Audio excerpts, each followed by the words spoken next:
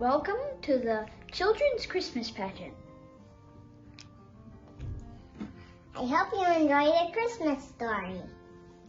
Long ago, about 2,000 years, when King Herod ruled Judea, now part of Israel, God sent the angel Gabriel to a young woman who lived in the northern town of Nazareth. The girl's name was Mary, and she was engaged to marry Joseph. The angel Gabriel said to Mary, "Peace be with you. God has blessed you and is pleased with you." Mary was very surprised by this and wondered what the angel meant. The angel said to her, Do not be afraid. God has been very kind to you. You will give birth to a baby boy, and you will call him Jesus.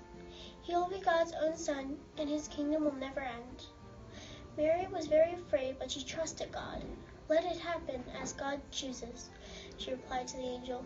Gabriel also told Mary that her cousin Elizabeth, who everyone thought was too old to have children, would have a baby boy whom God had chosen to prepare the way for Jesus. Mary said goodbye to her family and friends and went to visit her cousin Elizabeth and her husband Zechariah. Elizabeth was very happy to see Mary. She knew that Mary had been chosen by God to be the mother of his son. An angel had already told Zechariah that Elizabeth's baby would prepare people to welcome Jesus.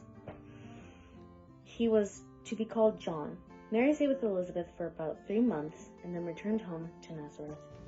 Joseph was worried, but then an angel appeared to Joseph in a dream and said, Do not be afraid. The angel explained that Mary had been chosen by God to be the mother of his son, and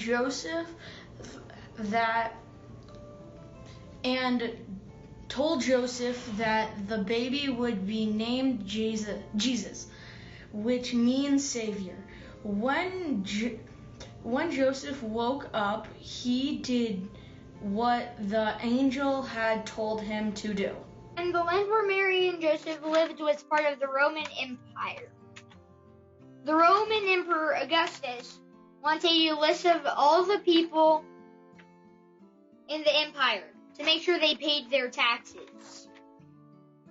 He ordered everyone to return home where their families originally came from and enter their names in a register or census.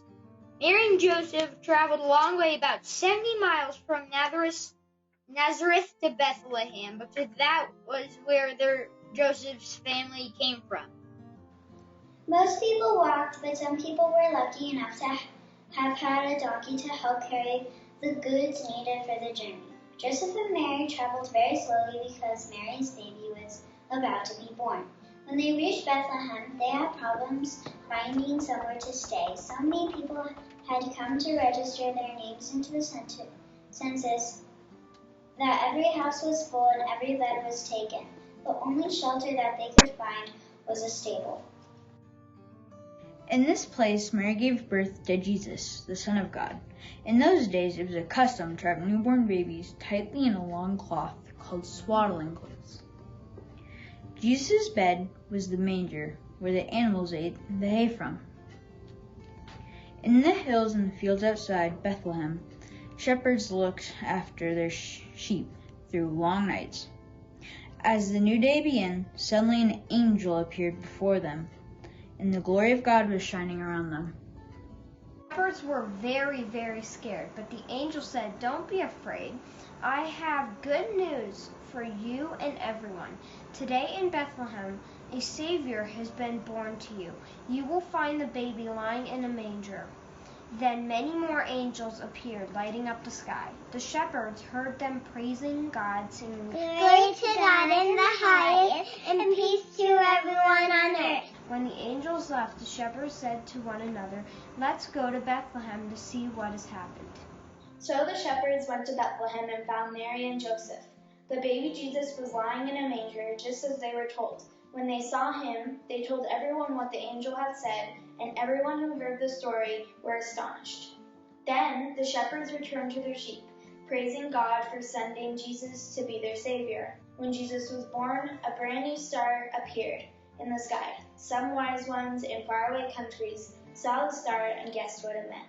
The wise ones were very smart and had studied the stars and read in very old writings that when a new star would appear, it would mean that a great king was born. They set out to find the new king and bring him gifts. The wise ones followed the star towards the country of Judea.